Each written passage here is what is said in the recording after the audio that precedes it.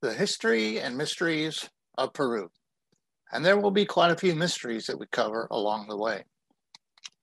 After a meal in Peru, there are general after-dinner conversations. They're drawn out after-dinner conversations. Sometimes we do this here in the US, but in Peru, it rises to an entirely new level.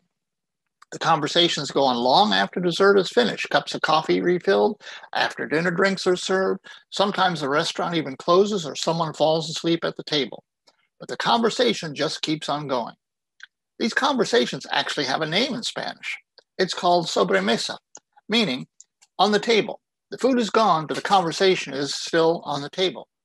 It was just a few years ago at a sobremesa, the conversation was about Peru's history, and someone said, "En el Perú, el pasado es el presente," which means in Peru, the past is the present.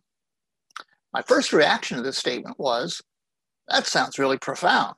It means the past is part of today's soul in everyday Peru. And it's like the French saying, the more things change, the more they stay the same. Sometimes we say in the US, well, history just keeps on repeating itself. It's kind of the same there in Peru. Now, in this course, when we discuss history and dates, we will be using the updated terms like BCE, before Common Era, CE, Common Era, and BP, meaning before present. What will we cover in the history and mysteries of Peru? Well, these are the sections that we'll cover. I've sent these to you previously in the course outline. Now, I'm not a historian, not an archaeologist, so I'm not an expert on any of this. But I like to learn about history because if we don't, we are condemned to repeat it. So with that, just like Beetlejuice, it's showtime for the history and mysteries of Peru. The next section is if I could turn back time. Now, this is not a tribute to Cher because we are going to be digging about potatoes, mummies, and fanged idols. Peru's history goes 14,000 years to Huaca Prieta, near Trujillo on the north coast. By the way, Huaca can mean a shrine, a religious pilgrimage site, or an archaeological ruin. Huaqueros is the Spanish term for a tomb raider or grave robber. This has happened a lot in Peru with the Peruvian relics. Tom Dillahay is a well-known archaeologist. In 2016, he found evidence of human settlement here at Huaca Prieta. This included stone tools, animal bones, and hearth fires. These were radiocarbon dated to 14,400 years BP. This is some of the oldest verified evidence of any human activity anywhere in the Americas. It's much older than the Clovis site in New Mexico. Dillahay found whole corn cobs and corn stalks, the earliest corn ever found in South America, dating to 6,700 BP. Dillahay also found kernels of your favorite movie-watching treat, popcorn. Avocados were domesticated 4,500 years ago BP here.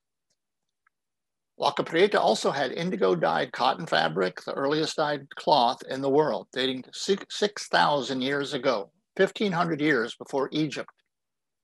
Around 10,500 BP in northern Peru, the first domesticated plants in the Western Hemisphere came about, peppers and gourds. Shortly afterwards came squash and peanuts. In the Amazon, the cassava tuber, also called manioc or yucca, is used to make tapioca, was domesticated. Then in the jungle highlands, coca plants. Around 10,000 years ago in the southern Andes, early Peruvians domesticated a toxic nightshade weed that grew from a tuber. It became the food that changed the world, the potato. There are over 3,000 varieties of potato in Peru. It is the fourth most cultivated crop in the world after wheat, rice, and corn. Early Peruvians domesticated two types of the native camelids. First, the llamas. I'm going to mention that I am pronouncing this as it is in Spanish. The double L is pronounced like a Y in English, so it's llama, not llama. If you say llama, some Peruvians might get confused and think you're talking about that guy in Tibet, the Dalai Lama. Then came the alpacas with softer, fluffier wool. There's two other camelid species, Vicuña and Guanaco, that remain wild. Now here I have a souvenir from Peru. This is a representation of an alpaca with very, very nice fluffy wool. You can get these at any artisan market. Another mammal domesticated for food and Quechua was called cuy, and in Spanish, cuy in singular and cuyes in plural. In English, these are known as guinea pigs, although they do not come from Guinea, and they are rodents, not pigs. In the south of Peru, near the city of Tacna, the Chinchorro culture created mummies of their dead over 7,000 years ago. These were the world's first mummies. Over 1,500 mummies were found here in the Atacama Desert, which is one of the driest places on Earth. The Chinchorro people removed the body's internal organs. The body was stuffed with wool, grass, and seashells. Then it was all put back together. Then they put on a clay mask to cover up the faces, sometimes molding them into really some odd facial expressions, and some of these really look a little bit frightening. On the preserved skin of these mummies, there was some of the world's first tattoos. Unlike most later groups, the Chinchorro were equal opportunity mummifiers. There were mummies of all ages, sex, and social status. They invented mummification for the first time, not just in South America, but anywhere in the world. It was 2,000 years earlier than the earliest Egyptian mummies. For the next 7,000 years in Peru, up through the Incas, the people honored their dead with mummies. Norte Chico is a group of river valleys in the desert about 120 miles north of Lima. This area was first settled around 11,000 years ago. In the Norte Chico river valleys, there were 30 early urban settlements of complex societies that you can see here in this map. The population here was well over 10,000. The oldest dated of the urban areas is Huaricanga in the Fortaleza River Valley. It was excavated in 2007 and dates from 5,500 years ago. Huaricanga has a large platform mound and has two large sacred monoliths nearby. Carausupe was the largest of the cities and was the administrative center and capital of Norte Chico. Carausupe is just a few miles away from Huaricanga. In 2004, Peruvian archaeologist Ruth Shadi Solis announced that Carausupe was reliably dated to 5200 BP, making it the oldest city in the Americas. Carausupe has monumental architecture, earthwork platform mounds, and a sunken circular plaza, all made of quarried stone. The largest platform mound is a huge base of 520 feet by 490 feet, and it's a total 59 feet high. Carausupe existed at the same time period as the ancient Sumerian cities in Mesopotamia, and it was built 1,000 years before the building of the pyramids of Egypt and 1,000 years before civilization began in the Indus Valley of India. Here's a depiction of the construction and building of Carausupe.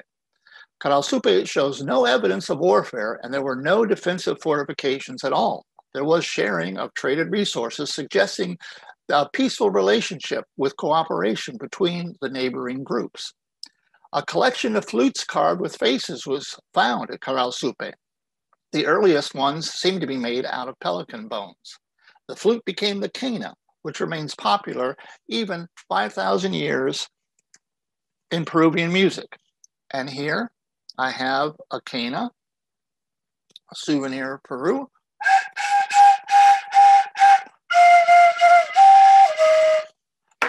Obviously, I don't know how to play it. Archaeologists found a quipu in Carausupe, which is a recording device made of knotted strings. Quipus were used all over Peru up until Inca times. But quipus started here at Caral before 3000 BCE. These seem to be a logographic form of writing, something like the Chinese characters or hieroglyphics. This appears to be one of the world's earliest forms of writing. In 2003, archaeologists digging in an area near Barranca in Norte Chico found a gourd with a carved figure on it. The gourd depicted a religious icon showing a feline face with fangs, holding a staff in each hand. It was called the staff deity or the fanged deity. It was dated to 2250 BCE. It is the first depiction of a god anywhere in the Western Hemisphere. In fact, you might even call it the oldest American idol. Sorry, that's a dad joke, as my daughter would say. As we shall see, in many subsequent Peruvian cultures, there were fanged deities right up to the Incas nearly 4,000 years later. Now here I have a gourd It doesn't have a fanged deity, but this is purchased in Peru, and it gives you an idea of the designs that they can carve on gourds.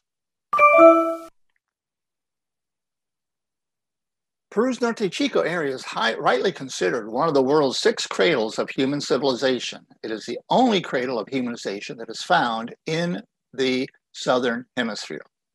The Norte Chico cities were abandoned around 1800 BCE as settlements began to move inland. There are some signs of beginnings of conflict between groups, or just maybe they were destroyed by an early El Nino event. But it's a mystery of why the Norte Chico settlements were abandoned.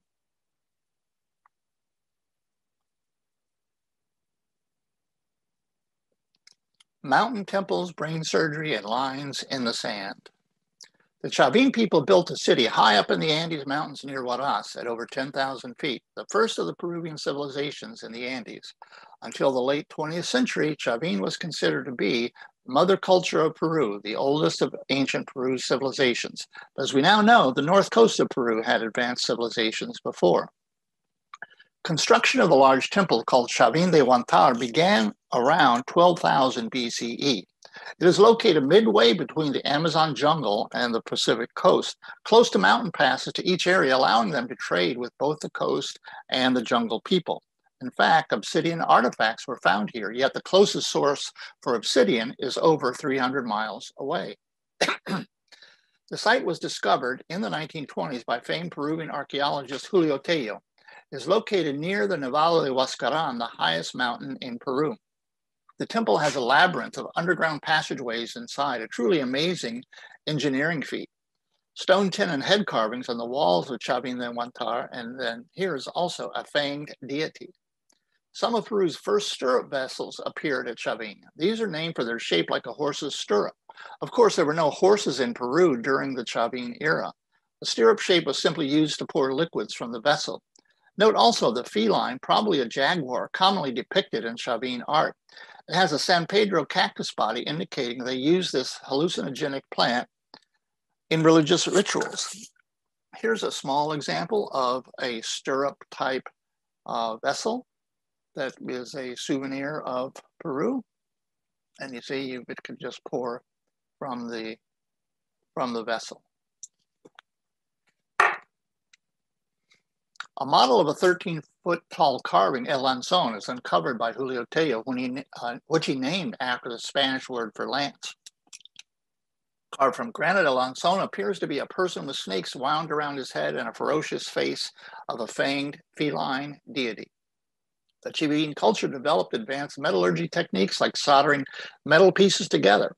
They also developed the repoussé process, in which a metal is heated, then coated with mud, tar, or wax, then hammered from behind to create a design on the front. The Chavin influence spread over 1,000 miles up and down Peru's coast from north to south. They were also excellent textile weavers, especially at their branch site in Paracas on the coast, about 105 miles south of Lima. The Paracas culture was located on the southern coast of Peru. Julio Tello uncovered the site in 1924, finding hundreds of mummies and elaborate textiles. A museum with his name and relics he found is located in Paracas.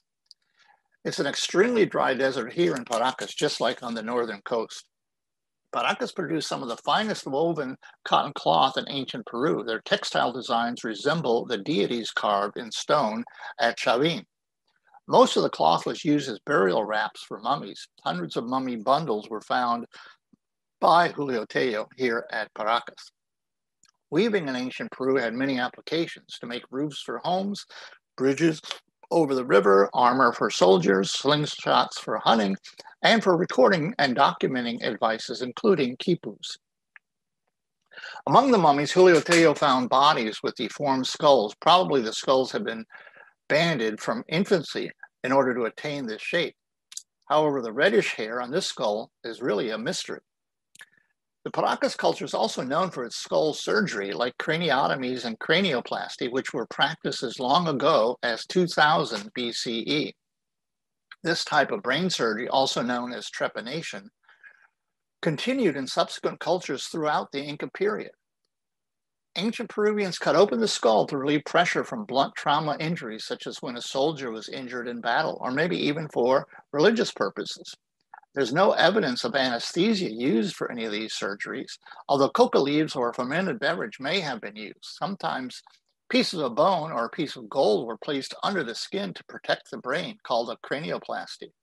The earlier Peruvians had no knowledge of sterile operating techniques when they conducted these brain surgeries. Yet many of these ancient brain surgeries were successful, as evidenced by subsequent bone growth around the wound.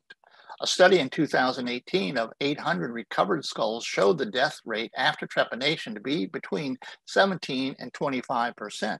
So in other words, over 3/4 survived. Dr. David Kushner of the University of Miami Medical School pointed out that during the American Civil War, the death rate of soldiers undergoing trepanation due to skull injuries was twice the death rate of ancient Peruvian brain surgeries. During the US Civil War in the 1860s, the death rate ranged from 46 to 56%, compared to the ancient Peru 700 BCE to 200 CE death rate of 17 to 25%. So how did the ancient Peruvian brain surgeons get better results than surgeons 2,000 years later? That, my friends, is a mystery of Peru. Nazca is located about 120 miles south of Paracas. Weavers and potters in the Nazca Valley followed the Paracas traditions, but also began to produce ceramics with more vivid colors, showing depictions of animals, and some of these had never been seen in the desert environment before. Around 500 BCE to 600 CE, the Nazca people decided to use the arid plain north of their settlement like a gigantic sketch pad. They drew large images, including some 300 geometric shapes called geoglyphs, and 700 plant and animal figures called biomorphs. They are spread out over a 310 square mile area, and these lines are nearly imperceptible from the ground. Many people have proposed theories why these lines were created. Here is a statue of Maria Rieca, a German mathematician who, starting in the 1940s, made the Nazca lines her life work. Known as the Lady of the Lines, she concluded that they were an astronomical calendar in her book, Mystery on the Desert. Nazca has images of a condor that has a 426-foot wingspan, a monkey that is 300 feet wide, and this is a 150-foot long spider. Eric von Däniken published a book, Chariots of the Gods, in 1968, claiming the lines were made by ancient astronauts from outer space who gave instructions to humans to build a landing area for spaceships. Archaeologists quickly dismissed his theories as pseudoscience. So the question is how and why the Nazca lines were made remains. The how part of the lines question is the easier one to answer. A design can be transferred to a larger area by tracing using a taut rope and a large tree branch stuck in the ground, or a grid system can be used. The dark surface, rocks, and earth is removed, revealing that underneath there is a light powdery gypsum layer. A second line is traced to make the width of the line so that more of the dark surface underground is removed. And then rocks are piled high on the edges of the line, helping to accentuate the lines. The why did they make the lines? That is the more difficult question to answer. More recent theories say the geoglyphs were paths linked to the underground aquifers. Others ask, why do many geoglyphs point to the mountains? Is it because mountains are secure, are sources of valuable water for desert people? Or are they asking their gods up in the sky to provide them water? Do the lines represent mountain worship and fertility? But studies have not yet explained any of these hypotheses. So why the lines of Nazca are there is still one of the biggest mysteries of Peru. Sex, drugs, and surfing. So don't fall asleep during this section. Near the town of Trujillo in northern Peru, the Moche people lived in the valley of the Moche River. They built an empire centered here along 250 miles of the desert coast, starting in the first centuries of the Common Era. The Moche people were incredible builders, excellent artists, proficient fishermen, expert farmers, and ferocious warriors. They were the first Peruvian culture to build an extensive road system that led all the way into the Amazon jungle. The Incas later incorporated the Moche roads into their own road system. The Moche built their capital with the Huaca del Sol and the Huaca de la Luna, the temples of the sun and the moon. Both were uncovered by German archaeologist Max Uli back in 1899. The Temple of the Sun was built with over 140 million adobe bricks and is the largest pre-Columbian structure in all of Peru. But 60% of it has been eroded by the elements. Much of this was destroyed by the Spanish diversion of the Moche River to allow them to more easily remove the temple's treasures. The Temple of the Sun is not open to the public. The Temple of the Moon is smaller in size, has many rooms and ceremonial galleries. The temple is open to visitors. A pioneer in Peruvian archaeology, Rafael Larco Hoyle, saved thousands of ancient artifacts here from the black market for Peruvian relics. Many are on display at the Larco Museum in Lima. The Moche built miles of irrigation canals, aqueducts, and field systems to water crops. Note the Feng deity here on the wall of the Temple of the Moon. The Moche Feng deity is holding here a San Pedro cactus that appears to be conducting a religious ritual. San Pedro cactus contains the hallucinogen mescaline and was used since the times of the Chavin culture 1000 BCE. The cactus was made into a beverage by shamans who believe all sickness comes from evil spirits in the body that come from another world. The shamans conduct hallucinogenic rituals to remove evil spirits from the body. Shamans have existed in nearly all cultures around the world, and they still exist today in Peru. The Moche were famed for their ceramics, which often depicted their everyday life. This ceramic shows two women helping a man who has imbibed a little too much chicha, corn beer.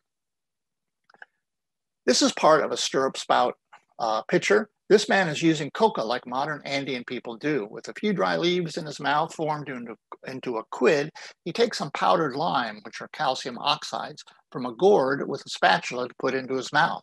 This lime helps extract a small amount of the calming ingredients from coca leaves. The Moche people were the most skilled metalsmiths in all of ancient Peru. They perfected an electrochemical plating process for gilding copper objects.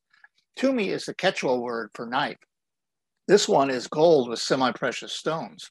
The Moche sometimes use tumis for human sacrifice, decapitating their captured prisoners from battle. Tumis are now hung on walls all over Peru for good luck. The blue eyes here are made of lapis lazuli. They stare out of a gold Moche head. Here's two examples of Moche fanged deities. The Moche use dried tortora reeds that grow nearby to make small reed boats for fishing and hunting sea lions in the Pacific. Even today, in the beach towns near the Moche temples in Trujillo, the locals paddle their caballitos de totora, which they are called the little horses of totora, over incoming waves to a good fishing spot.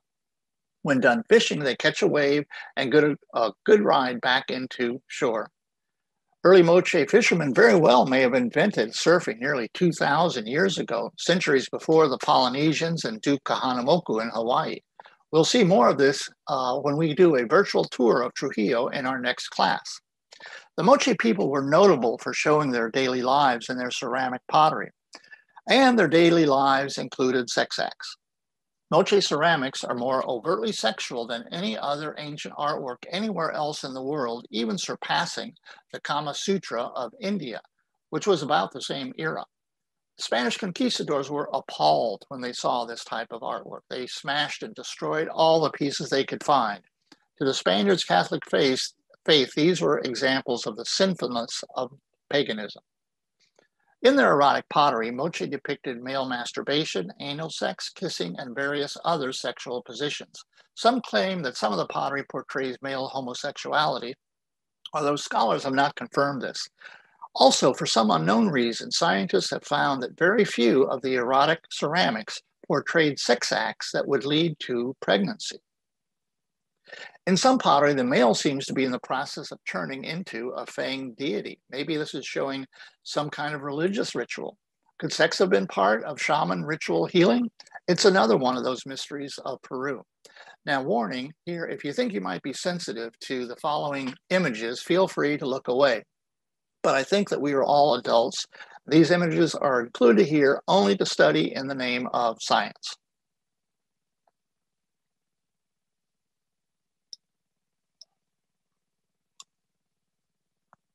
Okay, the Moche Lord of Sipan.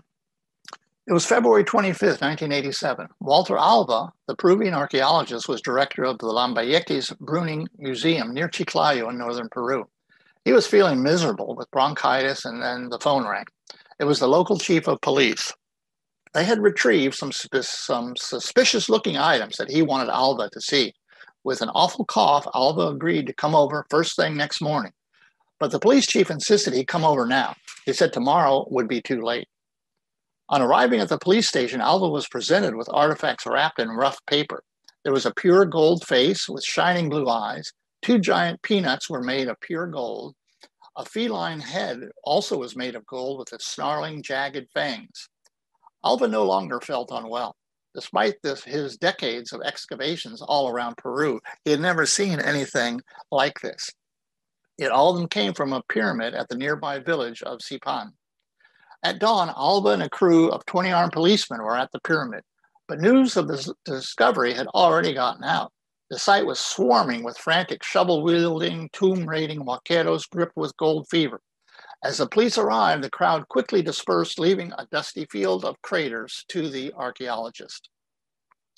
The discovery of the tomb of the Lord of Sipan in 1987 has had about as much impact on Peru as the discovery of King Tut's tomb in 1922 had on Egypt.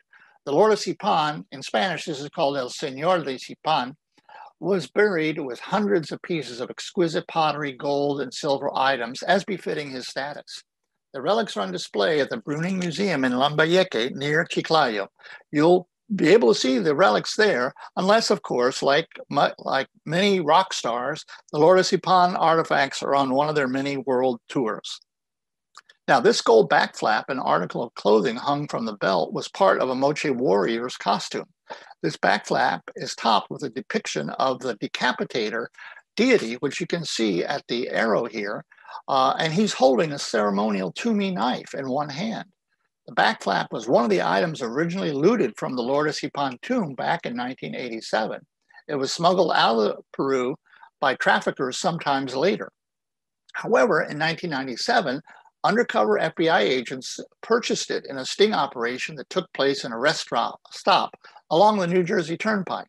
On July 15, 1998, the FBI held a ceremony to officially return the back flap to Peru. It is now in a museum in Lima.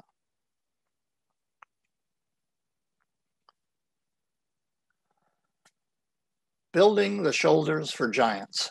Now, this is a reference to an old quote from Sir Isaac Newton that stated, "If I have seen farther than most, it is because I have stood on the shoulders of giants." The giants here refer to the Incas, who built up their empire on the previous civilizations that preceded them, all of which we have been discussing and will continue to discuss here. The Tiwanaku built at an altitude of over 12,500 feet around Lake Titicaca, one of the highest ancient settlements in the world. The empire extended into Bolivia. Now, I have to say, if you asked a Bolivian, they would say the Tiwanaku Empire extended into Peru. And the Peruvians would say back to them, Titi para Peru, Caca para Bolivia. There is quite a rivalry among countries in South America. The Tiwanaku Empire was at its peak during the same time period as the Moche of the North, about 200 BCE. The Tiwanaku was one of the first civilizations in South America to move and cut large stones to build monuments. Some stones weighed 26 tons, yet of course they had no use of the wheel. So it's not really known exactly what techniques they used, but whatever it was, the Incas copied them. Here's the Sun Gate, Puerto del Sol in Tiwanaku. And note the close-up on the right. This is the staff god with fangs on his face that we've seen before. The Lima culture emerged on the coast as the Chavin culture of the mountains declined. It was located in the Rimac, Chillon, and Lurin river valleys along the central coast and modern-day city of Lima. In fact, some of the restored ruins are tourist attractions and can be visited. Huaca Pucllana was built around 500 CE. It is located in Miraflores. It was a huge pyramid, 300 feet by 1,500 feet at the base and 67 feet tall. It has an excellent Peruvian restaurant attached, so it's really good for touring and then having a nice meal. Huaca Huacayamarca has been restored and is located in the San Isidro suburb of Lima. It features a long ramp up to the top. Pachacamac is just south of Lima and was built around 600 CE. It was an oracle site used for religious pilgrimages, mummy burials, and it lasted into the Inca Empire. This site is still being excavated, as you can see here. The Chimu developed from the remnants of the Moche culture near Trujillo, starting around 850 CE. Here they built their capital, Chanchan. At the same time, the Incas were gaining power in the southern Andes. The Chimu Empire stretched over 600 miles along the northern coast of Peru. At the time, it was the largest empire in the history of the Americas. Chanchan is near the ancient Moche temples of the sun and moon and once had over 100,000 residents. It is the world's largest adobe brick city with a labyrinth of 25-foot tall adobe walls stretching out 200 feet long and more. The Chimu was the last kingdom that had a chance to slow down Inca expansion. By the 1470s, they were overwhelmed and became part of the Inca Empire. Chanchan has several ciudadelas, or compounds, like cities within a city, each with massive walls 30 feet high and 10 feet wide. Each compound was a shrine and a mausoleum for the Chimu leader's mummy. The next monarch then would build his own compound, while the deceased ruler's compound with his mummy was kept as a shrine by the family. This custom of mummy shrines was later continued by the Incas. Note the carvings with rainbows above the human figures on this wall at Chanchan. Known for their metalworking, the Chimu, unlike other conquered Andean cultures, were not forced by the Incas to change their way of life. Instead, Inca teachers came and studied their farming and irrigation methods, and Chimu goldsmiths were sent to Cusco to teach Inca craftsmen. Flourishing in the northern highlands at the edge of the jungle, the Chachapoyas culture was contemporary with the Chimu, but it lived in the cloud forest of the eastern slopes of the Andes. They were known as the warriors of the cloud because they resisted annexation by the Inca Empire. The Chachapoyas built a huge stone city called Cuela. Since they built such an imposing fortress, they must have felt threatened, most likely from the Incas. Just like other ancient Peruvians, the Chachapoyas honored their dead. In fact, they took some extraordinary steps to keep their deceased elite members from being disturbed during their eternal rest. They chose an inaccessible place for their mummies, high up on a cliff.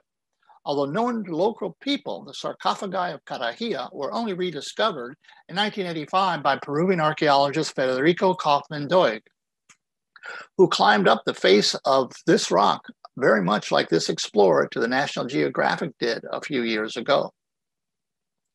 Built around 1450, these sarcophagi remained intact for over 400 years in this secluded spot.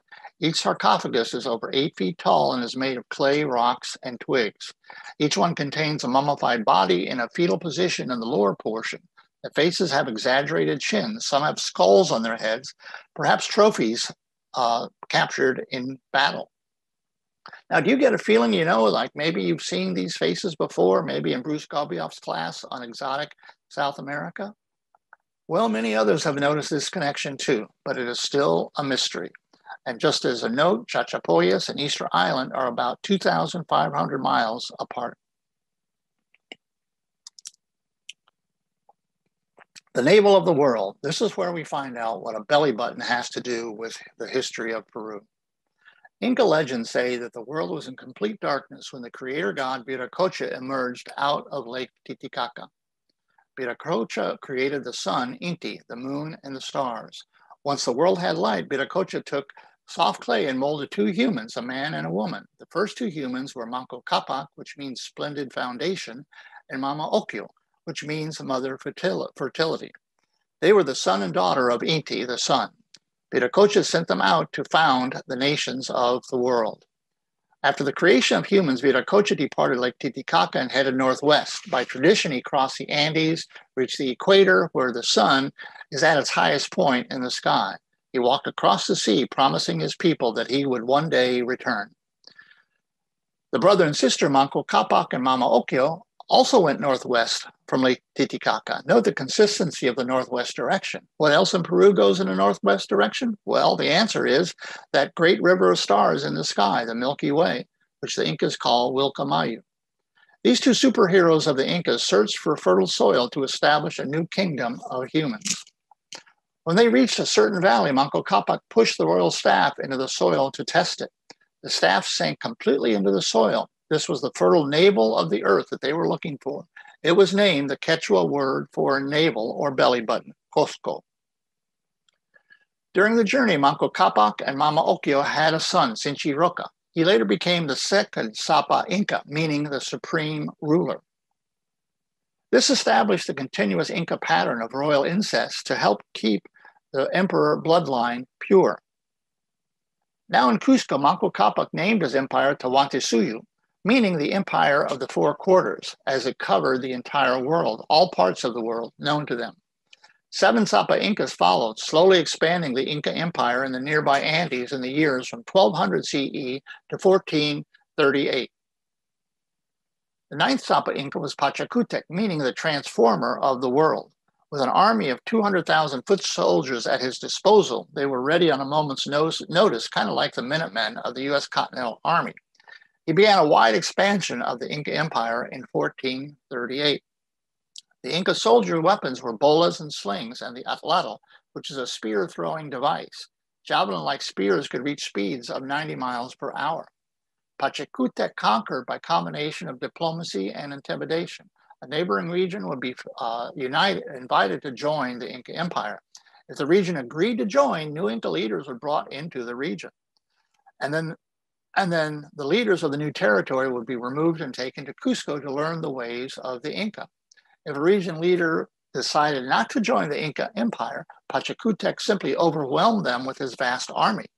Once overtaken, if the uncooperative leaders had somehow survived the battle, the Incas took them as prisoners back to Cusco and punished them for not acquiescing. This Spanish drawing here shows Pachacutec's prisoners, one of his prisoners, having his eyeballs removed, rendering him blind. Here is an uncooperative conquered leader about to be beheaded.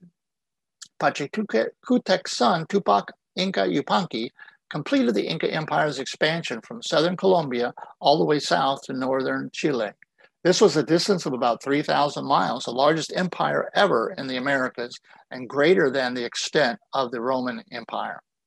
By the reign of the 11th Inca in 1493, Pachacutec's grandson, Huayna Capac, the Inca Empire was well established. Somewhere around 1525, Huayna Capac heard about the incursions of white-skinned people to the north. Unknown to him, there were already infectious diseases from Europe invading the Inca Empire. By 1527, both Huayna Capac and his presumed heir had died from European diseases. Following these deaths, the Inca Empire fell into chaos. Now, the Inca throne was claimed by 2 of Huayna Capac's sons from different wives, Huascar and Atahualpa, who were half-brothers. Huascar installed himself as Sapa Inca in Cusco, while Atahualpa declared himself as Sapa Inca in Quito, where Huayna Capac had been located. 4 years of brutal civil war followed as Atahualpa's and Huascar's forces met each other in battles across the Andes. Atahualpa's forces captured Huascar and he was imprisoned. Atahualpa became the Sapa Inca. It was now April 1532. Sapa Inca Atahualpa marched his troops from Quito south toward Cusco for his official coronation as emperor. On the way, he stopped with his 80,000 soldier army in Cajamarca, where there were hot mineral baths. He needed to rest and pray for his success as emperor. The stage is now set for one of the most decisive confrontations ever in world history. But first, let's switch gears a moment to talk about the life in the days of the Incas. The Inca rulers were descended from the sun and were worshipped as gods since they were considered the son of the sun. Note, the Inca sun god is depicted with fangs, just as many deities in Peru had been depicted for thousands of years. The sun god Inti is remembered today in Peru's currency, the sol, which means sun in Spanish. Around Cusco, there were temples and shrines honoring each of the previous Sapa Incas, where their mummies were stored and maintained by their families. For example, in one annual ceremony, people from the 4 quarters of the empire came to see the mummies of former Inca emperors brought out from their shrines to sit in the main plaza of Cusco. Current rulers sprinkled chicha on the ground to honor Pachamama, the Earth Mother, then offered a toast to the mummies. Each mummy had a symbolic sip of chicha, or corn beer. Each royal mummy was dressed in his finery and carried here from his estate by attendants, who also would brush away any flies. Mita was the Inca's system of labor taxation. In exchange for this labor, communities received from the empire terrace building, irrigation channels, road networks, and monthly feast days. Mita management of farming output was divided. 1/3 went to the community, 1/3 to the empire, and 1/3 for personal consumption. With excess food put into storage, the Incas put a virtual end to hunger in their empire. Textiles and clothing were important cultural identity, with each region having distinct patterns encoded as woven symbols, something like hieroglyphics. The Incas lived by 3 guiding principles to ensure the continued coexistence of all the Incas. Do not be a thief, do not be a liar, and do not be idle. The Spanish chronicles recount that almost every month, huge parties were thrown in every Inca town thanking the people for their work. Gifts were given and good workers were publicly recognized. Much corn beer, called chicha de jora, was consumed. One of the most important tasks was building agricultural terraces across the empire.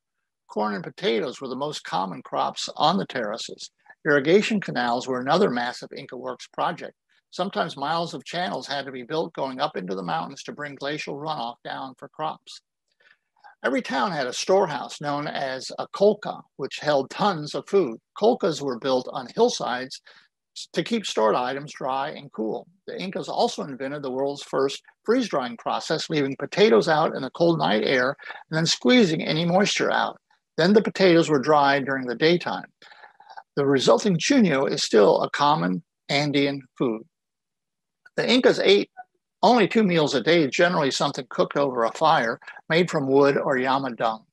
Fresh meat was rare, but an alternate food was charqui, salted and dried.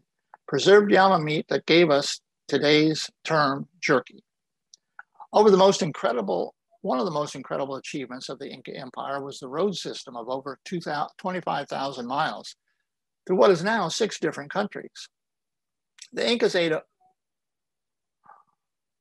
along every Inca road were tambos, or rest houses with barracks for travelers and food supplies. Based in the tambos, chasquis were relay runners who navigated the road. They took wrapped quipus, or small packages, a distance of about 12 miles to the next tambo, where another chasqui would take over. Every year, Inca officials would search for girls of about 10 years of age, selecting them for their beauty and talents to be chosen women, called aquiacuna. They were educated in temples, learning to weave textiles, as well as how to make chicha beer by chewing corn kernels and then allowing the mixture to ferment. They became servants of the Sapa Inca. Sometimes the younger girls were offered as human sacrifice up in the mountains. This was considered a high honor. Quipu is a Quechua word for knot. The quipu consists of knotted color-coded strings used to record food inventories, a population census, traditional stories, basically anything that could be recorded on a document. The knowledge of reading quipus disappeared after the conquest as the Spaniards burned the quipus and killed the scribes who could read them. The quipu used a decimal numbering system with a 0. Europeans of this era rejected the concept of a 0, although it was used in Arabic and Muslim numbering systems. Quipu writing is one of the world's oldest writing forms, roughly from the same period as the Mesopotamian cuneiform. The quipus are such an unusual written method that some won't accept them as true writing. Archaeologists are still trying to decipher quipus. Again, it's one of the mysteries of Peru. As we've said, the Milky Way is very prominent in the Andean sky and very important to Inca culture. Like all ancient cultures around the world, the Incas studied their surroundings to determine the cycles of nature. The Incas classified their world into 3 realms: the Hanan Paicha, the upper realm, everything in the sky, like the planets, stars, sun, and moon. Kaipacha, the middle realm, the earth, plants, humans, everything on the earth. And the Uchapacha, the inner realm, everything underground, the new life, demons, and the Pachamama, the earth mother. In the Inca universe, each realm was interconnected with each of the other realms. The Inca grouped their stars into constellations, seeing animals from their daily lives when they looked at the stars. But they saw things much differently than Northern Hemisphere constellations based on Greek Roman or Babylonian mythology. The Incas were one of the few cultures in the world who found constellations in the darkness between the stars, as well as in the stars themselves. These dark blotches in the Milky Way were seen as animals and considered living forms of earthly creatures. The dark constellations were silhouettes of animals that came to drink from the waters of the celestial river, the Milky Way. For the Incas, these dark cloud creatures could leap out of the sky and behave in ways up there in the Hainanpacha that could predict natural events down here, the Kaipacha. The Yakuna was one constellation. It consists of two yamas, the mother yama and a nursing baby yama. Depending on the clarity or fuzziness of the mother yama constellation during certain parts of the year, it would forecast rainy or dry seasons. The Michik is the shepherd that protects the yamas from danger by throwing open its arm to scare away any threats. Atok, this is the fox found close to the yamas because he intends to eat them, taking them away from the shepherd constellation who is caring for the yamas up in the sky. The Clash of the Titans. Francisco Pizarro was born sometime around 1471 to 1473. This date is really a rough guess. He was born in Trujillo, Spain, the illegitimate son of a Spanish soldier. He did not attend school, get an education, or learn how to read or write.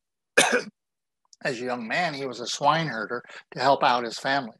By his 20s, Pizarro had heard the news of Columbus's expeditions to the New World. He'd heard about Spanish legends of knight-errantry and stories of centuries of wars taking the Iberian Peninsula back from the Moors, known as the Reconquista. All these stories filled the minds of young Spaniards of his age and low economic status, with dreams of becoming adventurers and hidalgos. He first went on to the Indies, the Spanish name for the New World in that time, in 1502, when he was around age 30. In 1513, Vasco Núñez de Balboa crossed Panama and became the first European to see the long-sought South Sea, now called the Pacific Ocean. With Balboa was the 40-some-year-old Francisco Pizarro.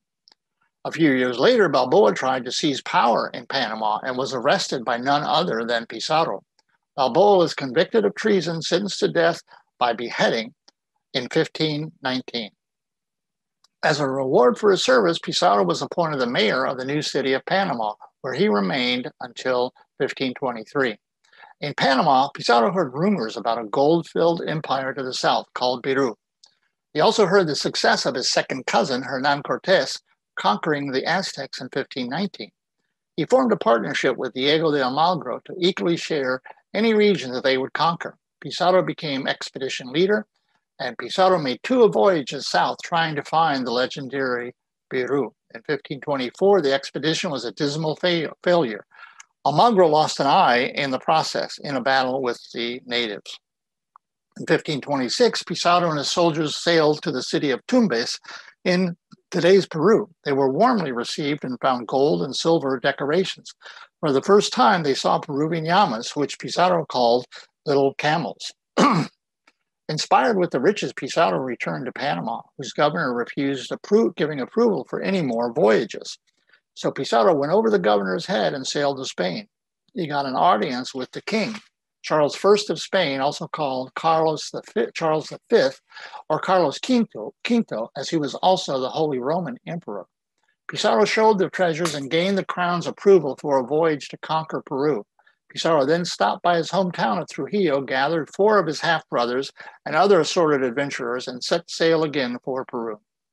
In 1532, Pizarro returned to Tumbes and found it in ruins. He was told it had been destroyed by Inca armies during the civil war between brothers, who both claimed to be emperor. The Inca Empire was also decimated by a disease that killed the prior emperor. Atahualpa was now emperor, but all his empire was in complete disorder. Atahualpa felt little or no alarm when he received news from his Chasqui messengers about the small group of Spaniards. Other small groups had landed before and then left. Atahualpa sent his envoy to meet Pizarro, who agreed to come meet Atahualpa in Cajamarca, camped nearby at the Inca Baths. Pizarro and his soldiers climbed the steep Andean road, exhausted by the thin, high-altitude air, but they marveled at the Inca Empire, their vast terraces of corn, shepherds herding llamas, and huge stone fortresses guarding mountain passes. The Spaniards met groups who had opposed Atahualpa in the Civil War. Some groups joined in with Pizarro, including the Chachapoyas people. Finally, Pizarro arrived just outside of Cajamarca. He had 106 foot soldiers and 62 horsemen. They had 4 small cannons and 8 or 9 arquebuses, primitive muskets. Neither was very accurate nor of much use at close distance. However, they did make a lot of noise and could frighten anyone who had never heard or seen them before. The date was November 15th, 1532. The Spaniards could see the Inca soldiers spread before them in the valley. Pizarro sent Hernando de Soto, along with his half-brother Hernando, to meet Atahualpa at the baths of Cajamarca. Yes, this is the same Hernando de Soto who came to Florida in 1539 and traveled around the southeast U.S. to the Mississippi River. He's also the only person with 2 counties named after him in Florida. Using an interpreter, the Spaniards conveyed to Atahualpa that their leader, Pizarro, greatly respected the emperor. Atahualpa agreed to a meeting in Cajamarca's plaza the following day. That night, the Spaniards began to realize the desperate situation they had just marched themselves into. There were tens of thousands of tents on the hillsides, each with a campfire, and each campfire had a group of Inca warriors. As one Spaniard described, there were as many fires in the hills as there were stars in the sky. Pizarro had a classic dilemma. Should he stay or should he go? The Spaniards were surrounded by an Inca army of maybe 80,000 Inca soldiers, armed with spears, clubs, maces, all waiting just to take orders. There were exactly 168 Spaniards, and that included Pizarro. To attack the huge Inca army would be suicidal. Even though they had some firearms and some 60 or so horses, the Spaniards were outnumbered over 400 to 1. They could try to go back to the coast, but they were over a week of difficult marching up over the mountains to get to the coast, plus the mountains were full of Inca armies. Pizarro had no real idea what to do, but realized they were at a point of no return. The Spaniards were terrified they would be slaughtered. Most of them likely had sleepless nights. The answer to the question, should they stay or should they go, is the name of that 1982 group that sang that song. The answer was Clash. A Game of Thrones. The next morning was November 16th, 1532. The Spaniards planned an ambush. Just after daybreak, they hid themselves in Cajamarca's main plaza. They awaited all morning for Atahualpa and the Incas to arrive. They began thinking their secret plan may have been discovered. The Spaniards thought the Inca army had already surrounded them, perhaps, and there would be no way for them to escape from the plaza. It was reported later that many soldiers were in such pure terror for their lives that they urinated in their own pants. All afternoon they waited. Finally, Pizarro sent a message to promise Atahualpa that, quote, no harm or insult would come to him. Finally, just a little before sunset, Atahualpa and his entourage began marching to Cajamarca. A Spaniard wrote, the Indians all wore large silver and gold discs like crowns on their head. Atahualpa was carried on a silver litter supported by 80 noblemen.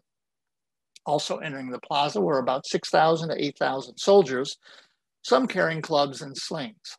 But Atahualpa saw no Spaniard in the town square meeting for him when he arrived. He impatiently called out, where are those dogs? At that moment, Friar Vicente de Valverde came from the darkness to Atahualpa with a translator, a cross, and a Bible. Valverde explained his role as priest and the requerimiento of the Spanish crown. This was the king's requirement as keeper of the faith that the friar explained the story of the church and the teachings of Jesus Christ to the people before any conquest in new territories. The friar gave his explanation and asked Atahualpa to pay tribute to the Spanish king who had sent him. Atahualpa asked, from where do you get the authority to say these things to me? Valverde replied, all the knowledge of this power is in this book, handing Atahualpa the Bible. Atahualpa looked over the Bible and tried to open it. Friar Valverde tried to help him turn a page. Atahualpa brushed the friar's hand away. The Inca smelled the Bible. He listened to it, but gained nothing from it. Of course, he had never seen a book, nor any kind of writing ever before. Atahualpa said to Valverde, his God, the sun, continues to watch over his people and returns to his people every day. Now, with his face flushing with anger, Atahualpa declared he would not pay tribute to a God killed by his own people, the very people that he had created. Nor would he pay tribute to any other king. he threw the Bible to the ground. Valverde couldn't believe what he had just witnessed. This was simple and clear blasphemy, and so Valverde turned to Pizarro saying, "Come out, you Christians, these enemy dogs of Christ reject the things of God. Let them feel the power of the one true God." Pizarro gave the signal for the cannons to fire. The Spaniards came out of hiding, shouting, "Santiago y a ellos." This was the battle cry during the centuries of the Moorish Reconquista wars. It's a battle cry invoking St. James, the patron saint of Spain. The cavalry rushed the horrified Inca ranks and began a wholesale slaughter. The Spaniards blocked all the plaza exits and none of the Incas could escape. Somewhere around 5,000 to 8,000 of Atahualpa's men were killed in the slaughter during the next hour. One Spaniard later wrote, "The Incas were so fearful they were climbing on top of each other, forming mounds of bodies that suffocated those below." Atahualpa's litter fell downward as his noblemen supporting it were killed. Some of the Incas continued supporting the litter on their shoulders, even though their arms had been sliced off by the Spaniards. Pizarro headed for Atahualpa, protecting him by deflecting an attempted stabbing by a Spanish soldier. Pizarro suffered the only injury of any Spaniard in the entire melee, a small cut on his arm. Now, we will take a little pause. The conquest of the Incas has not been portrayed in film or dramatized very often, but it was in a movie from quite a few years ago called The Royal Hunt of the Sun.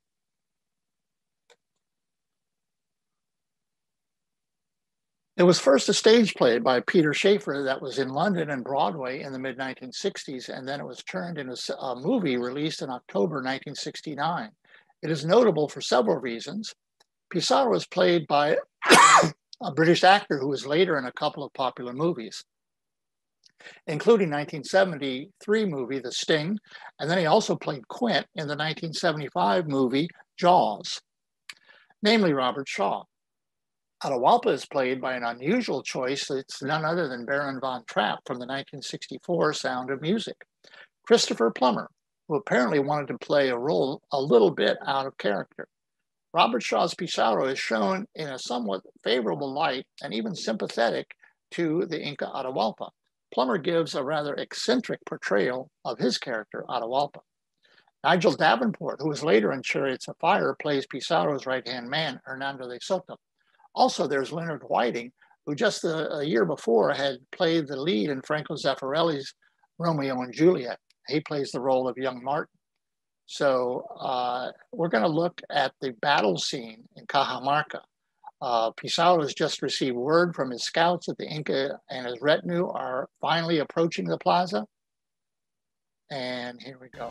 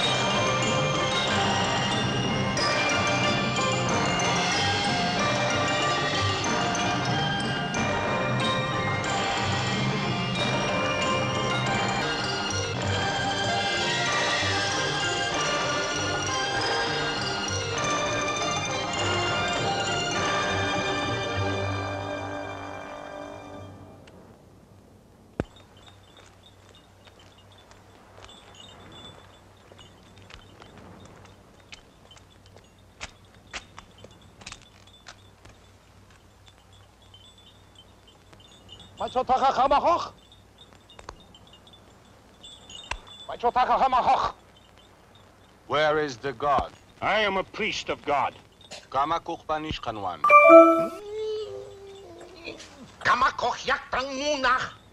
He doesn't want the priest. He wants the God. Our God cannot be seen. I may see him. No, He was killed by men and went into the sky. I am the answer to all mysteries. Hark, pagan, while I expound. First, God created heaven and earth, which the bad are punished with eternal suffering, and the good rewarded with life hereafter. And this God created man from dust and gave him a spiritual life, which we call the soul. No man is free from sin, except our Savior, Jesus Christ. He was killed and crucified on a wooden cross like the one you see here. Now Jesus Christ, by his own virtue, rose from the dead, and 40 days later ascended into heaven, where he sits at the right hand of the Father. He wished that his apostle, St. Peter, be the prince of all his apostles and the successors, as well as all other Christians. And that the Roman pontiffs, as we Christians call the popes, have the same power given to St. Peter by God. The Roman pontiff, who now lives on earth, understands that the people and nations of this kingdom ignore our Creator, their true God, and blindly worship idols and images in the shape of demons. Therefore, he has commanded our King, Carlos V, to bring all men to belief in the true God. In Christ's name, I charge you, declare yourself his willing vassal.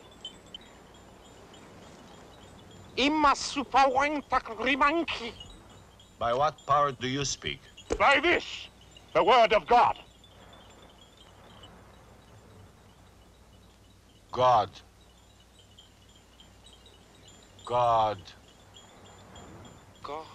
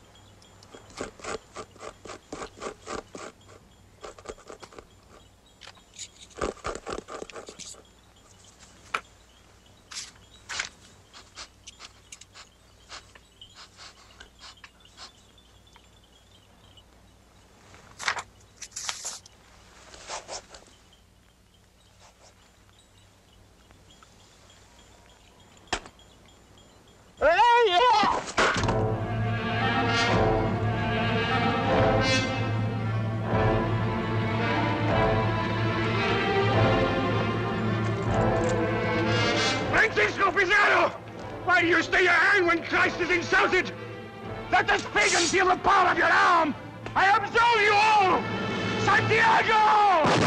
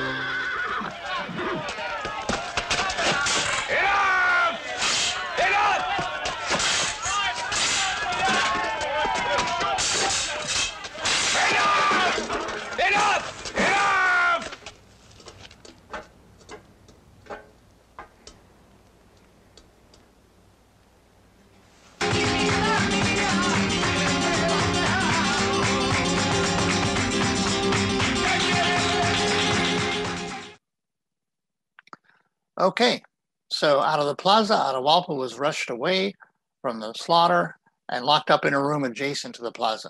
The Spaniards could not believe their good fortune in capturing Atahualpa. They felt blessed that God's hand had intervened in a desperate situation where they were impossibly outnumbered. The Spaniards gave thanks to God. The Spaniards instructed Atahualpa to continue to give orders to his people, but he would be killed if his army attempted to rescue him. So Atahualpa was allowed his royal rituals, including visits from his wives who brought food and clothes to him. As was customary, each item was burned by them after a single use. The day after the slaughter in the plaza, the conquistadors looted the Inca camp outside of town, demanded Inca soldiers to be their porters, the women to be slaves, the llamas to be killed for food, and they took as much gold and silver as they could carry. Very shortly, Atahualpa recognized the Spaniards' extraordinary interest in precious metals. At one point, he asked Pizarro, "Do the Spanish people eat gold? Is it a medical cure or for a disease?" The Spaniards were simply amazed when Atahualpa offered to pay a ransom in exchange for his freedom, to fill a room as high as he could reach, about 8 feet up the wall, and the room that was estimated to be 22 feet by 15 feet in size, once with gold and then twice with silver. The emperor's pledge was written and legalized. Pizarro promised to return Atahualpa to Quito when the ransom was fulfilled. With the promised treasure arriving, the Spaniards were impressed by Atahualpa. They judged him to be about 30 years old, with a good bearing, speaking with an air of gravity and authority, like a great ruler. During his captivity over the next few months, he even learned some Spanish, learned about the writing, and was taught the game of chess by Hernando de Soto. Here we see that Atahualpa's ransom room looks like in Cajamarca today. While captive, Atahualpa sent word to his generals to get his imprisoned half-brother, Huáscar. Atahualpa feared that Huáscar would offer a larger ransom to Pizarro. Atahualpa's army forced Huáscar to watch his wives and family being executed in front of him. Then Huáscar himself was put to death by Atahualpa's soldiers. Week after week, llama caravans with treasures from the 4 quarters of the empire arrived in Cajamarca. Large gold statues, various items of gold and silver, precious stones, all arrived. All was recorded by the Spaniards, piled up and then melted down. 20% was set aside for Carlos V. The room was filled with gold once and then silver twice, and the agreed upon ransom had been paid. Atahualpa now began to understand what a big miscalculation he had made trying to cooperate with the Spaniards.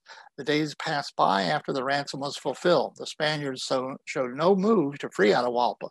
They had absolutely no intention of releasing him or even departing the Inca Empire this time, like the Spaniards had twice before. For their part, some Spaniards were becoming convinced they were in grave danger while Atahualpa was alive.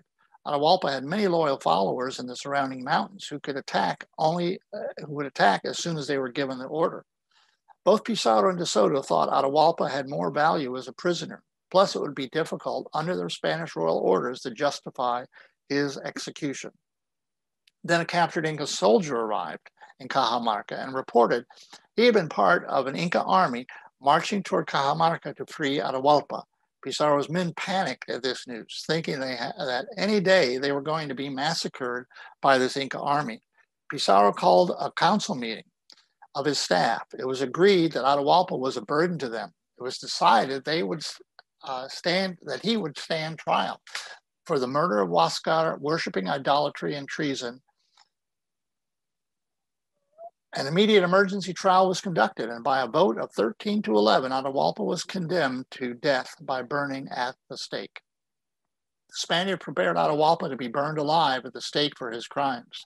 This terrified Atahualpa immensely. Inca religion taught if the body were destroyed, then the soul of the person in afterlife was also destroyed. That's why mummies were so important in the Inca religion, so the sun god each day could shine on the bodies of the departed.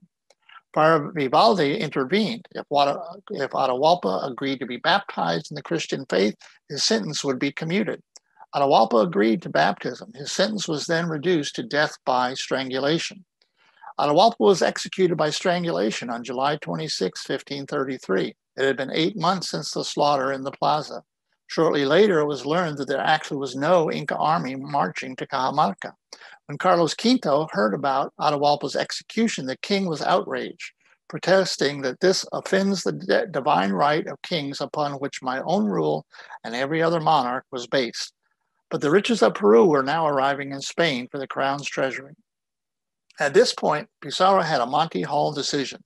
Stay with door number 1, take the riches they had in Cajamarca, and quietly go back to Spain.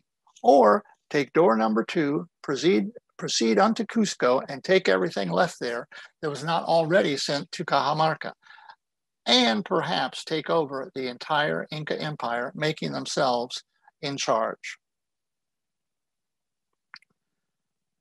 Live by the sword, die by the sword. First, let's do a review of the ransom of Atahualpa from the Royal Hunt of the Sun. How much gold do you have?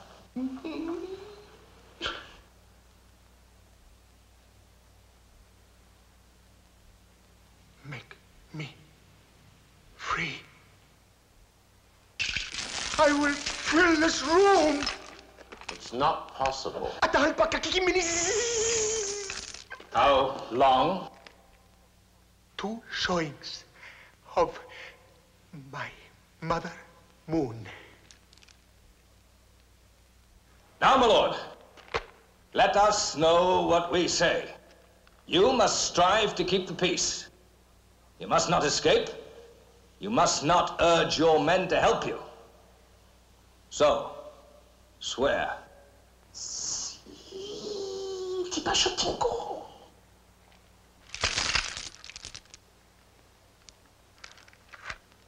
I swear. Then I swear too. You fill this room with gold, I set you free. Corita! Apuy! Apuy lapita. Namakuha wain lapita. Saksay lapita, vieja lapita. Way halain lapita. Apuy, corita, itu manapita. Pachamakapita. Apuy, vieja lapita. Colai amarais pita. Apuy, chimu pacorinta. Oi! Gai!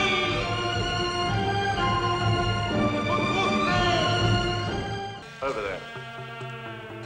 Come on.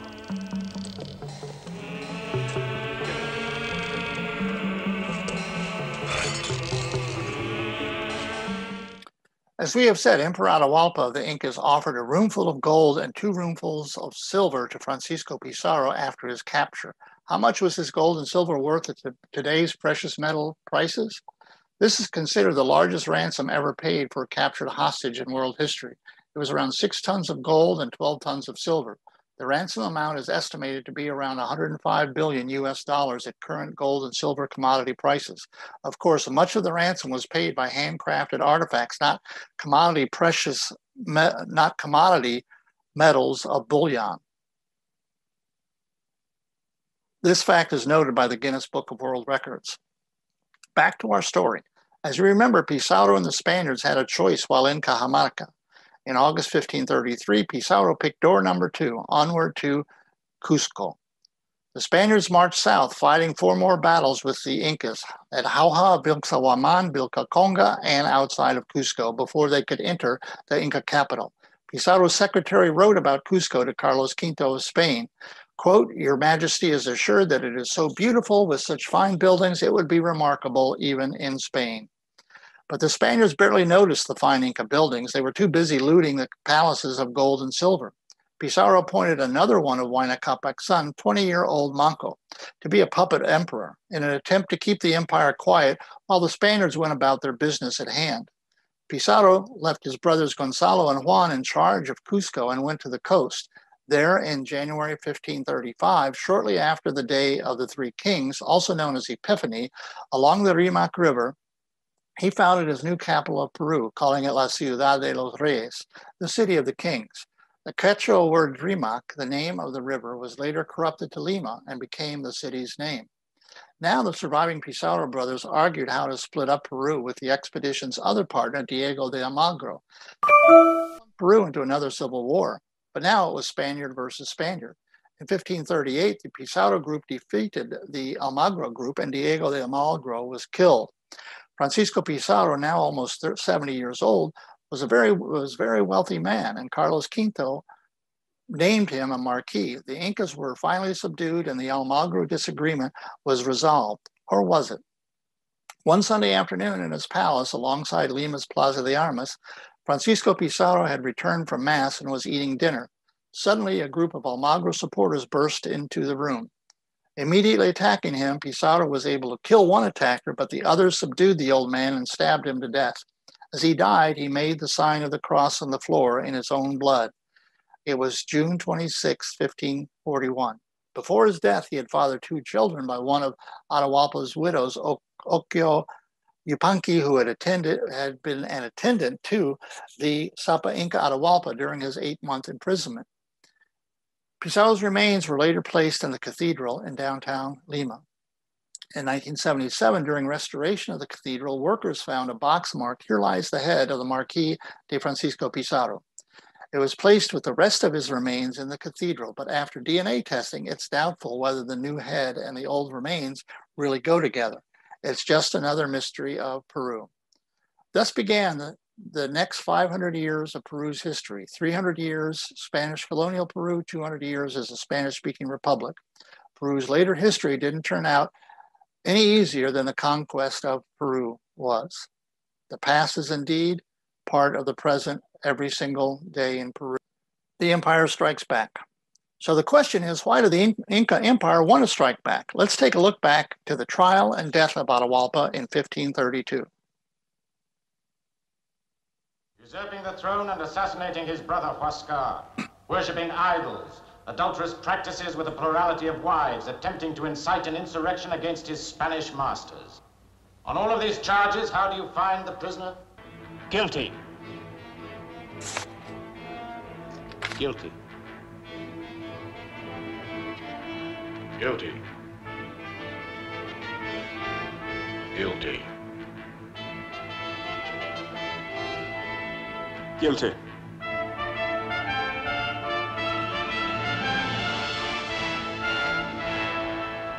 Guilty. The sentence to be carried out this very night is death by burning. No! No! Cannot do it! The body must stay in one piece! Let him repent his idolatry and be baptized a Christian. He will receive the customary mercy. Strangling instead. You must do it. You must be baptized. You cannot let your body burn to ashes. There must be something left. Some flesh left for your father to warm alive at dawn. I baptize you, Juan de Atahualpa, in honor of Juan the Baptist, whose sacred day this is. The 29th day of August, 1533. And may our Lord and his angels receive your soul with joy. Amen.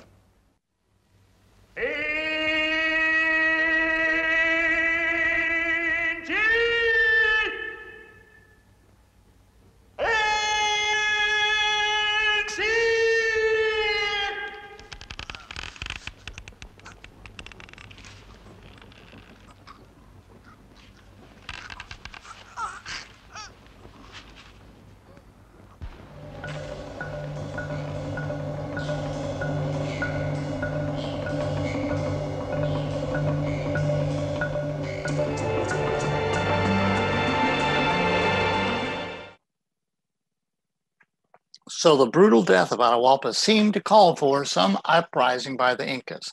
By this time in Cusco, Manco Inca, Pizarro's puppet Inca, saw his empire crumbling fast. Many of his own people did not accept him as Inca emperor. In addition, the Spaniards in Cusco under Pizarro brothers Juan and Gonzalo extorted gold from the Inca noblemen and raped the Inca women. They also stole Manco's own property and captured his wife, murdering her in 1539. Manco began an Inca rebellion, building a 100,000 soldier-strong army to remove the Spanish from Cusco. He quickly overtook the fortress of Sacsayhuaman above Cusco, putting the former Inca capital under siege in 1536. The Spaniards attacked the massive Inca army in the fortress. Fiery stones from Inca slingshots rained down on Cusco, burning the buildings. Francisco's brother Juan, while attacking Sacsayhuaman, was killed. During 10 months of siege, Spanish heads and limbs were chopped off by Inca troops, and Inca prisoners were impaled by Spanish swords or had their hands chopped off in Cusco's square by Spanish soldiers. Manco Capac had to flee the area of Cusco in 1537 to another fortress, Ollantaytambo. Here, Manco Inca diverted the nearby river to flood the plains where the Spanish cavalry was advancing, thus stopping the Spanish cavalry. The conquistadors beat a hasty retreat, but the tide turned as the Spanish army received reinforcements. Manco Inca now had to flee to the jungle valley of Vilcanota. The Spaniards gave chase but were too busy looting temples along the way that they got lost. Manco created an Inca government in exile in the jungle and rallied his Inca army. However, in 1544, Manco spared a small group of captured Spaniards who he thought were trustworthy, but they promptly turned on him. Wanting to become famous for removing Manco Inca, these Spaniards killed him. Manco's son, Titu Cusi, now became the Inca and kept the Inca troops in the jungle. But the Spanish knew as long as there was a royal Inca leader around, there would be continued Inca uprisings. In 1569, two Augustinian friars came to the jungle to convert Titu Cusi to Christianity. By 1570, one friar had become a close companion to Titu Cusi. When Titu became ill, the good friar prepared a healing potion to cure him. Instead, the Inca died soon after drinking the potion. The enraged Inca troops immediately killed the friar. The other friar was dragged along the ground by the Inca soldiers with a rope cut through a hole cut behind his jaw. Then they finished him off with a blow to the head.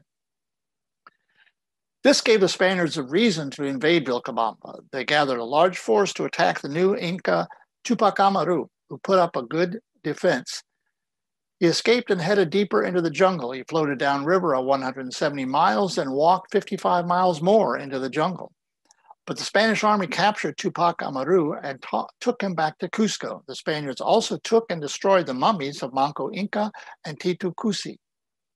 On Cusco's plaza, on September 21st, 1572, in front of 15,000 of his followers, Tupac Amaru was beheaded. It was 40 years after his uncle Atahualpa was captured by Pizarro. And that would have been the last of the Incas.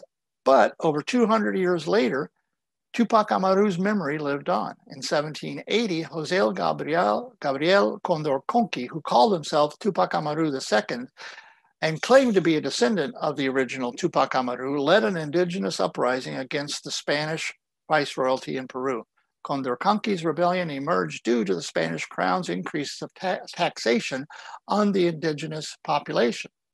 Tupac Amaru II's rebellion built an army of over 6,000 indigenous people who tried to reinstate the Inca Empire. They marched on Cusco but were repulsed by the Spanish viceroy's troops. Tupac Amaru II was captured and beheaded in Cusco May 18, 1781, much like his distant relative. This was the last of the Incas. Colonial Lima and the Spanish viceroys. Here we're going to continue with Peru's history during the time of the Spanish viceroys. We recall that Lima sits along the Rimac River. Remember, that's how it came to be called Lima, a corruption of the pronunciation of Rimac. The city of the kings just was not a very catchy name. Lima was for nearly 300 years the capital of the Spanish viceroyalty of Peru. At one time, it encompassed nearly all of current Spanish-speaking South America, all the colored areas on this map. Carlos V, the King of Spain, set up the Viceroyalty of Peru, and as head of the Catholic Church of Spain, he also set up the Spanish Inquisition in Lima. The Viceroyalty of Peru was later divided into the Viceroyalty of Nueva Granada in northern South America, and in southern South America, it was divided into the Viceroyalty of the Rio de la Plata. The Plaza de Armas is the center of the historic colonial district. During the colonial era, Peru was considered the most valuable Spanish position in the Americas because it produced vast quantities of silver and other metals for Europe.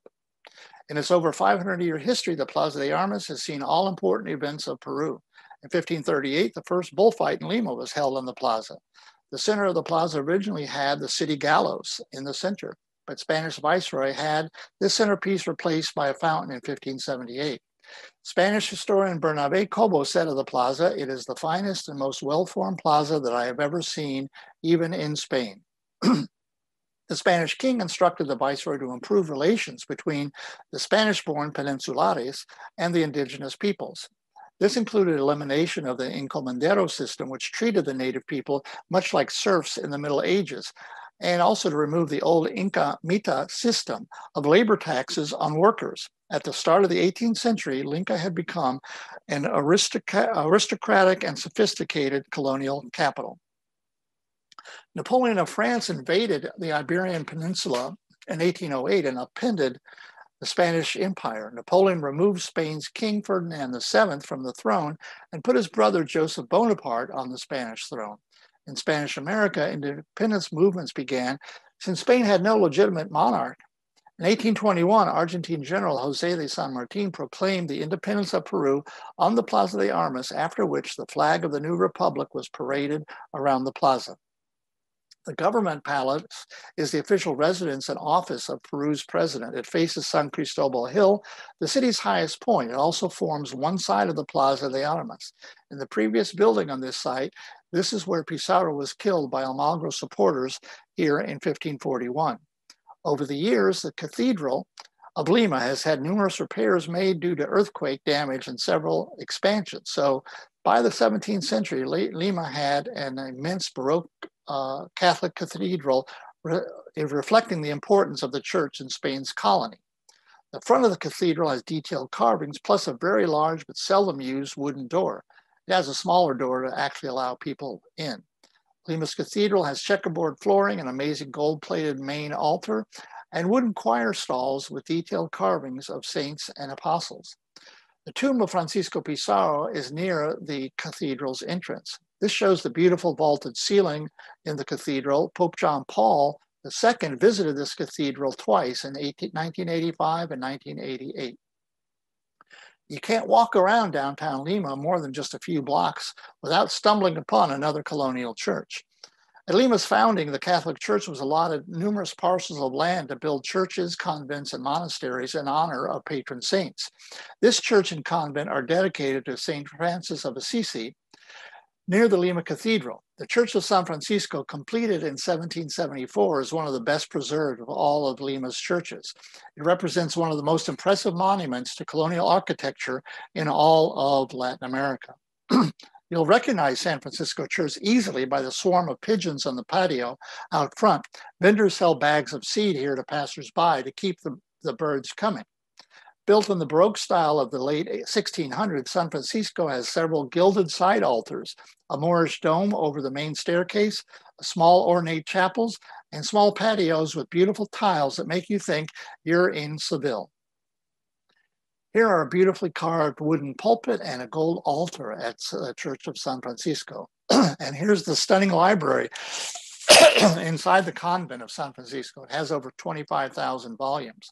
Following me be the most impressive part of the Church of San Francisco. It's certainly unique, but it may not be the best thing for the claustrophobic or anyone who is just a little bit squeamish. It is the San Francisco Church's famous catacombs in the basement underneath the church. The catacombs were actually part of Lima's original cemeteries built under churches. There are an estimated 75,000 bodies buried under San Francisco alone. Many of the remains are exposed, stacked in strange patterns and stone pits here at the catacombs underneath San Francisco. The Parque de la Muralla. During the 17th century, the heart of Lima was ringed by a muralla, a city wall, which was torn down as the city expanded. In 2002, it was turned into a park with games for kids, views of the river, pedestrian walkways, etc. The park is probably the only place in Peru that you will find a statue of Francisco Pizarro, the founder of Lima. It was donated to the city of Lima and installed in the Plaza de Armas on top of a tall pedestal near the cathedral for Lima's 400th anniversary on January 18, 1935. In 1952, Lima's archbishop complained that the rear end of the conquistador's horse was pointing directly at the church. So the statue was moved to a small corner just off the plaza. Then in 2002, there were complaints again about the Pizarro's oppression of the indigenous people. So it was moved in 2002 to this new park about a quarter mile away. But now it seems that this sculpture is not even a representation of Pizarro, but rather it is a generic Spanish medieval knight from a couple hundred centuries before the Spanish conquest of the Incas. And it seems that the statue had first been offered to Mexico as a statue of Hernan Cortés, conqueror of the Aztecs. And then when Mexico said no gracias, it was palmed off on Peru as Pizarro. The tall pedestal of the original statue is now gone. The statue is nearly at ground level, so children can play on it. You could say Pizarro is not put on a pedestal anymore, and he's relegated to an out-of-the-way spot in the city that he founded now almost 500 years ago.